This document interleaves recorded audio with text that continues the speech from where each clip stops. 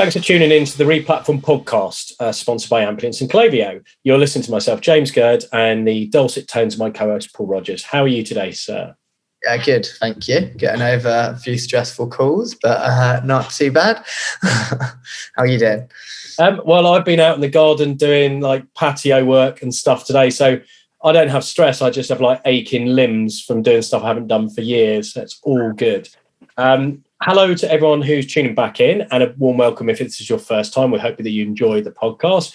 Do subscribe to get episode alerts. We drop a new episode every week, and we'd love a like on YouTube, Spotify, or Apple, please.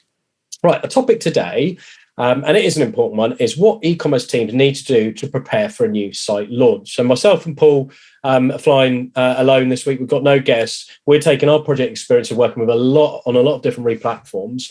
And what we're going to be talking about, some of the key tasks in preparation for launch, some of the things that people often underestimate, how you get stakeholders ready, and what to do on a day before, during the launch, and after. So that's the setup. So let's start, Paul. I'm going to start by asking you probably the most important question, which is, what are the most common mistakes people make, and what do people often underestimate for new site launches?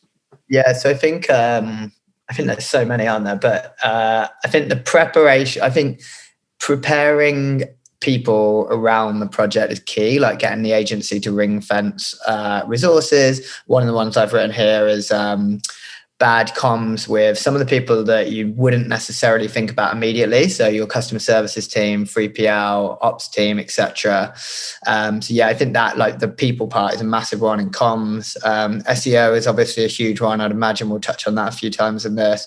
Little things like, your DNS, making sure you've got your TTL right down, and, making sure the domains are set up properly, etc. And I think they're probably, some of the bigger ones that I've seen recently, but there's obviously so many more. Yeah, I think that's a good summary list. So with that in mind, knowing that people often underestimate how much time should be put into the planning for this, because so much time has been spent going through development phases, UAT, obsessively fussing about getting the site looking good, and often the focus towards the end becomes, it looks good, and then you take your eye off the ball on the practicalities of how you get a site launch. So that's why you want to help people prepare and make sure that they think this through in enough detail.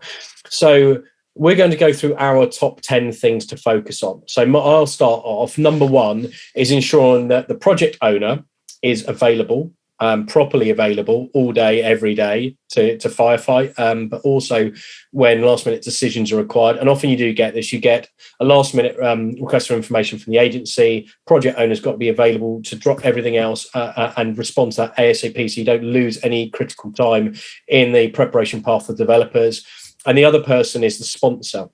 Now, a sponsor doesn't have to be involved in the detail of the going live, but a sponsor needs to be there behind the scenes if escalation is required. If there is any critical issue that needs to be escalated for resolution, where it might involve signing something off at last minute, or it might involve ensuring that somebody else is allocated to support the project team and getting over the line, the sponsor's got to be there and able to respond.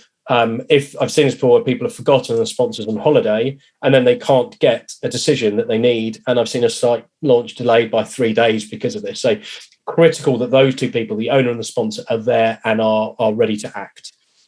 Yeah, absolutely. And then the one that I've got here is essentially planning with your SI partner and any other kind of like key partners you have, like any consultants or anything like that, in the lead up to launch, and making sure that everyone knows their roles and responsibilities on the day of launch. And then also planning that day to make sure that your comms are kind of on point, and, you're able to get things out to all of the third parties and everything else. So we, on the day of launch, quite often will have a Google Hangout starting really early. So if we're launching the site at 7 a.m, we'll be on there from 6:30 till usually about midday, and you'll have all of the developers, everything on that call, and you won't necessarily be talking all the time, but you're there to raise anything urgent. And then the developers' time has been ring fenced to basically handle anything that comes up. Slack for a couple of days is also really useful if you can persuade the agency to do it. So we've managed to, on at least most of our projects, where you probably have 2 or 3 days where you've essentially got all people around the project in a single Slack channel. And that can be really useful because that just helps to give people visibility of everything and making sure that, all of the key stakeholders are aware of things, including the developers. So yeah, that's, I'd say they're both really good things if you can get those achieved. Yeah, I agree with Slack. It doesn't matter, Teams, Slack, whatever the collaboration tool but not relying on email and phone, because especially when people are in the trenches, a development team's life through the final 48 hours launch is hectic as hell.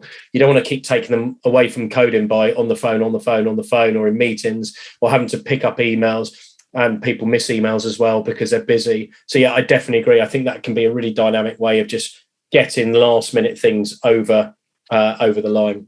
So my next one, which links this, is a go for launch checklist, and this is a client led checklist, not the agency one.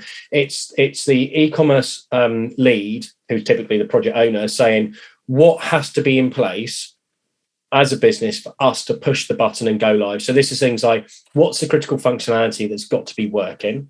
And it could be integrations. Like you might have accepted that you're not going to have integration to your new CRM in time for launch. Therefore, that doesn't have to be turned on. It's things like all the licenses. And especially if you are changing third parties, do you have the license for the new third parties in place? Have you moved your developer test license into like a production license? I've seen this before where people have had like a test license, but it's not, it doesn't work on the production environment. And they suddenly realize the day before launch that they've got to sort that license out very, very quickly with a third party. So it's these sort of things. What is your checklist so that you as an e-commerce manager can say, yeah, we are ready as a business? And that links back to the comment Paul said about conversations internally with people, because it can be, some of those checklist items are, we sat down with customer services and made sure that they are prepped and ready in case there are any issues, or people phone up saying, oh, I'm not sure how to do this, or how do I reset my password, etc. Make sure you've got that line by line. You just tick, tick, tick, tick. And actually, it's quite a satisfying thing, given all the stress, is as you start ticking these items off, it can be quite a very satisfying process to go through. Yeah, I agree with that. Yeah, and there's so many of those things. I think that having mostly worked on Shopify recently, that account reactivation one is the big one for the customer services team, because that can be a nightmare. And yeah, even like changing content and stuff and making sure you got the right prompts in place, definitely key. And then, so my next one is basically definition around how bugs should be handled. So pre and post launch. So making sure you have the right documentation in place, and everyone knows how to raise bugs and prioritize bugs, etc. And the agency's, aware of that process and communicating around bugs and ticking them off, etc., etc. Same point around pre-booking resource as well. So I will usually kind of basically have that project sponsor in an email and ask the agency to make sure they've got resource for 3 days after launch, whatever it looks like. And if for any reason you're launching on like a Wednesday, there's at least some level of support over the weekend, for example. All of that kind of stuff. And just, I guess, same principle, just making sure that everyone's aware of what's going on and what they need to do if they see issues. Yeah, I think that's an important one, of being very clear about what bugs you can leave to after, because it's hard to get absolutely everything you ever wanted to get done for launch without it creeping. So sometimes the pragmatic view of, we can live without these 5 things, they're in a snagging list, that's fine, as long as they're done as fast follower and in the next sprint after launch, we cope with it. Excellent. So my next point, number 5, is making sure your core project team is available before, during, and after. So that, I guess, that links very closely to what you said about the development resource, but it's wider than that for me. It's your client side project manager, it's your technical lead, it's the e-commerce lead, making sure that they know when it's going live, that if they're not there, that they have given a suitable alternative who has got the credibility to act and to make decisions.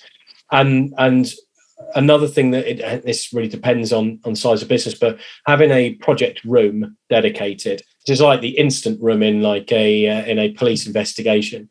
but having a dedicated room where that core project team can be sat and not distracted by the day-to-day hubbub of an office or people walking past going, how's it going? Because no matter how well-meaning that is from other people in the business, it can be massively annoying when you're stressed and going, we've got to get this done. And every 5 seconds, someone's like, oh, are we there yet? Are we live yet? So having a dedicated room where you can focus, and therefore you can very quickly talk to each other and sort things out on the fly, I think that's absolutely essential. That ring fencing, it lines up with the point you made, Paul, about the developers' hypercare, which is they've got to be available. You've got to have that resource ring fence afterwards. You've got to do that internally as well, because there's no point having the developers ready if the people in the business who need to input and make decisions aren't there and aligned. Yeah, absolutely. Yeah, that makes sense. What is Amplience?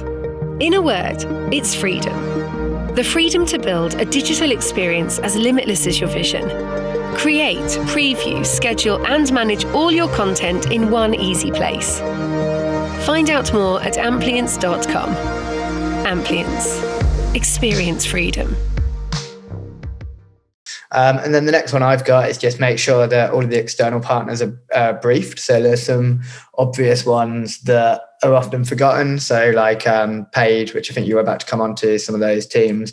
Analytics is often another one where there's some changes that need to be made after launch, or like GTM containers need to be published or whatever else. The SEO agency is the biggest one, making sure that there's a plan in place for the SEO agency to, test all the redirects and make sure that the data migration has gone through as it should have done. And also equally, as per the last one, make sure that there's a process in place for them to raise these and access the right people, etc. But yeah, briefing, and for the 3PL is obviously the other major one as well. But yeah, just making sure that everyone kind of around the project is briefed. Yeah, that's so important. Taking the time to sit down, and it's not just saying we're going live, but it's explaining where things might have changed, like processes that might be different. So I've seen this with customer service, and some people outsource customer service. Let's not forget, it's not always internal.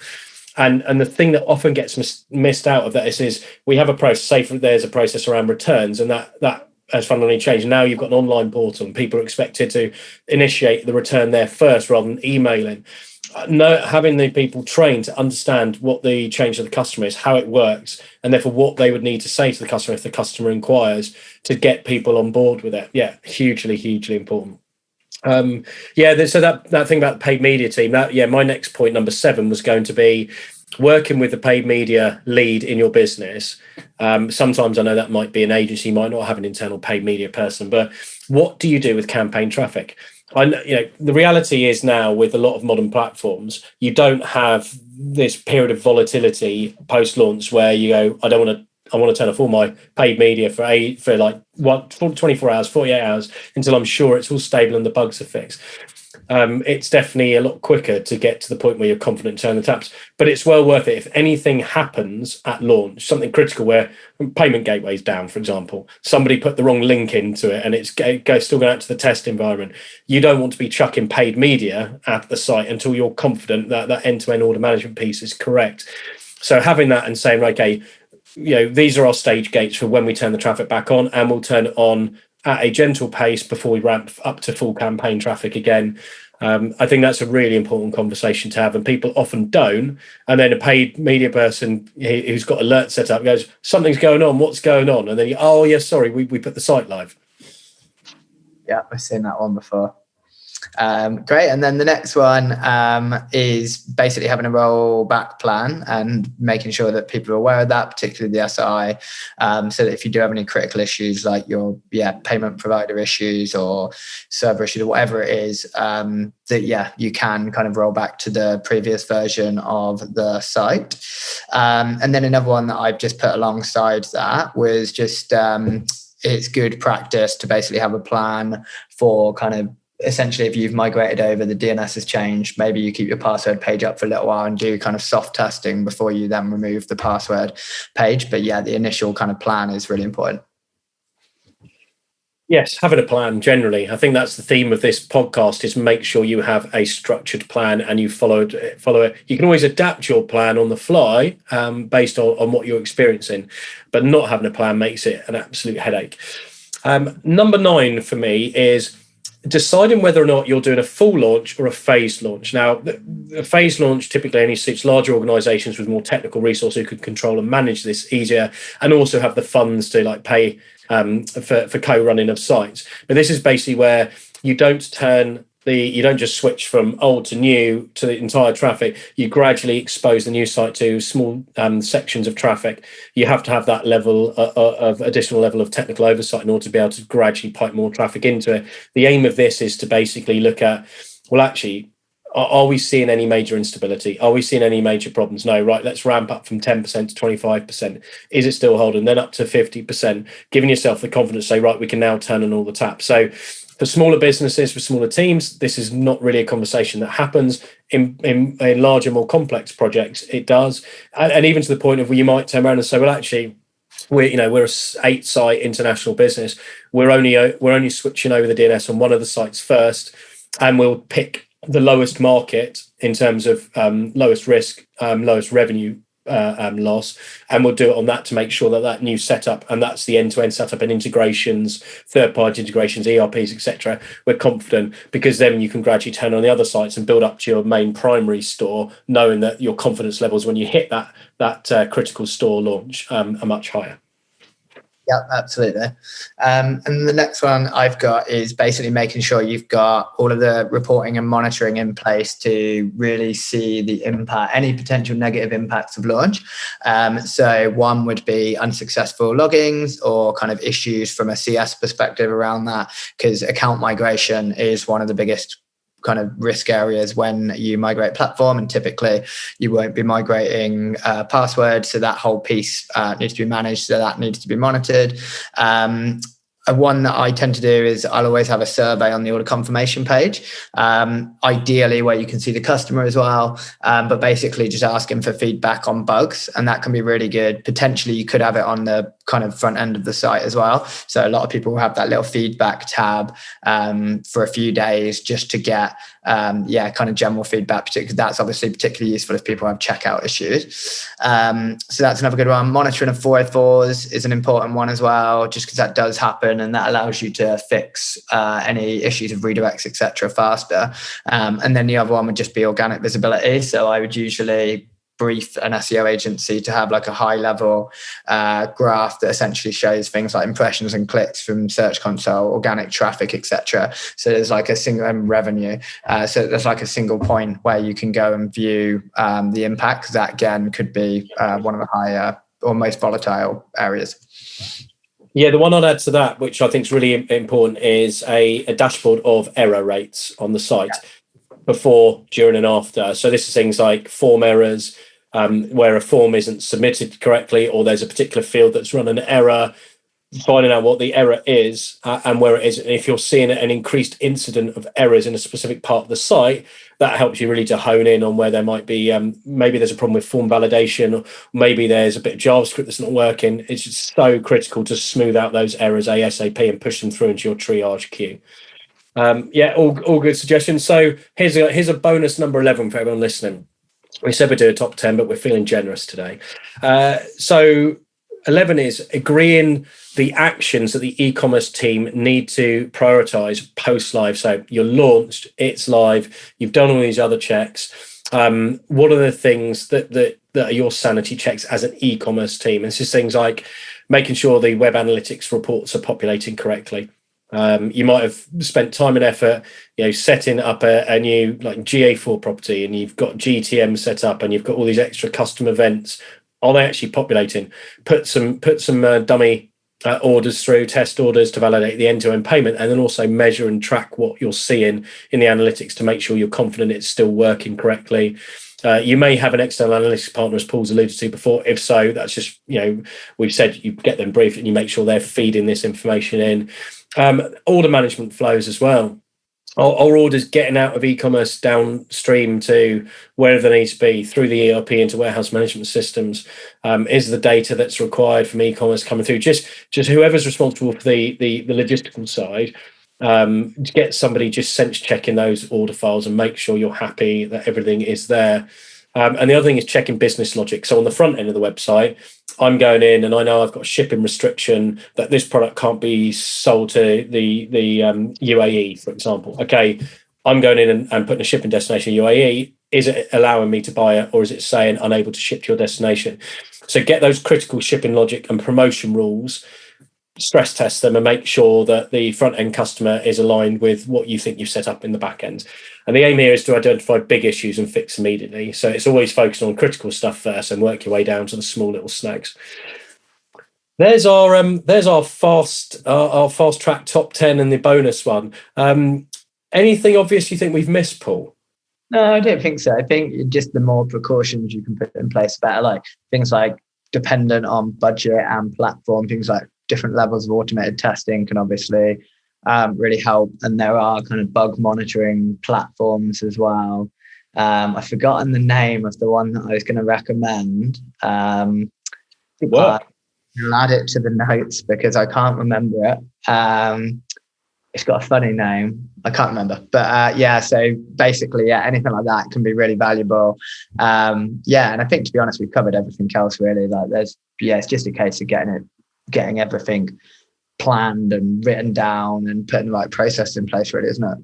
Yeah, exactly. I think my comments will be, don't forget to just look at things across devices. I know it seems so bloody obvious, but actually, weirdly, whereas maybe 3-4 years ago, everyone did everything on desktop and no one was properly checking mobile, which was crazy, even though mobile's still a smaller part of traffic. Now I'm finding some people, all they do is look at the mobile site. They don't even check on the desktop, and you get some issues creeping into the desktop UX. So just make sure that you are sense checking stuff across your device, your key devices. Don't rush it. It's worth giving yourself that extra bit of time just to give yourself a bit of peace of mind. Cool. Well, hopefully that's been useful. I'm sure some of it might be obvious to you. Hopefully there's been a few additional tips you wouldn't have thought about that will help you get better prepared for your e-commerce project. Do reach out if you've got any questions, or if you've got anything else you think we should have mentioned that we didn't. Please do let us know. We don't think we've got the right answer to everything. And thanks for listening. Keep an ear open for our next episode. They land every week, typically on a Tuesday. We'd love you to subscribe, and we'd love a rating on Apple, Spotify, or YouTube. Thanks very much.